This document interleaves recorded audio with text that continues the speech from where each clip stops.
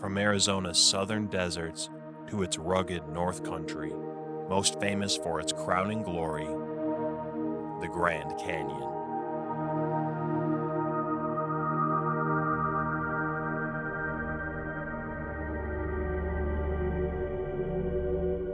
The Grand Canyon is recognized worldwide as one of the Earth's most awe-inspiring landscapes.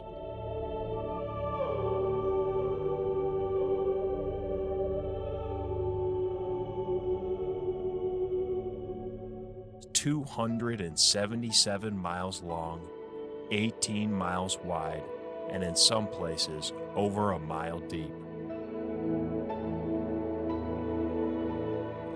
Over millions of years, the Colorado River sculpted this southern edge of the massive Colorado Plateau. Windows into billions of years of Earth's natural history. On his visit in 1903, President Teddy Roosevelt declared, "In the Grand Canyon, Arizona has a wonder unparalleled throughout the rest of the world, the one great sight which every American should see."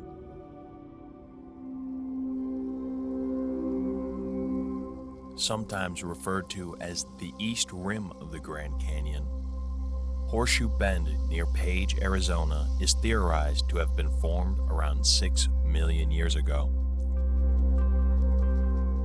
For reasons still debated by geologists, the entire Colorado Plateau region was violently and dramatically uplifted. This sudden elevation change trapped the Colorado River in its path, and over time it carved this spectacular bend as we see it today. Water is the lifeblood of the Grand Canyon, a force of erosion and sustenance.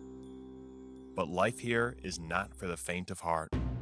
Summer highs in the gorge exceed 100 degrees Fahrenheit, while temperatures along the rims sink well below freezing. The canyon's interior is one of the most difficult to navigate places on Earth.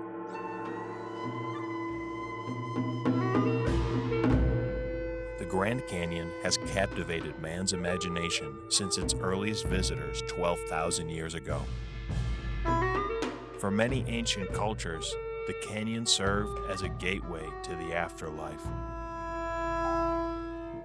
In modern times, many of the dramatic features around the canyon draw their names from religions around the world, like the Tower of Ra, Odin's throne, or the Shiva Temple. The first Europeans to encounter the canyon were Spanish conquistadors in the 1500s on their quest for cities of gold in the Americas. Despite their boldest attempts, the Spanish armies were forced to turn back empty-handed.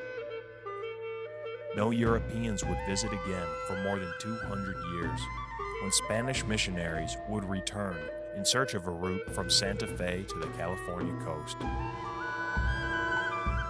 During the 1800s, American pioneers confronted the canyon on their journey to the west. And by the end of the century, the railroad had for the first time made tourism possible for many.